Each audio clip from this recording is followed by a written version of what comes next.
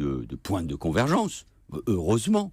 Et d'ailleurs, plus on parle de l'action engagée depuis 2012 sur l'école, l'environnement, la lutte contre le terrorisme, la politique de défense, la diplomatie, on voit qu'il y a des points de convergence. Et puis, il y a forcément des points de divergence. Il y a peut-être le point de divergence majeur, c'est la question du courage.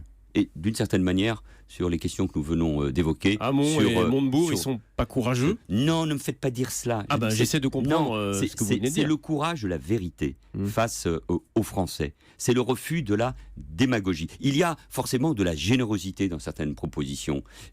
Mais sur certains points, nous savons que nous ne pourrons pas mettre en œuvre ces engagements. Sur les migrants... Par exemple, vous pensez au revenu universel de Benoît Hamon ? J'y viens. Sur les migrants, ouvrir les frontières, ça n'est pas réaliste. Au moment où il faut à la fois... On l'a dit. Au moment où il faut à la fois continuer le redressement de la France et il faut engager la refondation de l'Europe. Il en va de l'avenir de l'Europe. Et sur, en effet, le rapport au travail. Moi, je propose une société du travail. Le travail, c'est la dignité.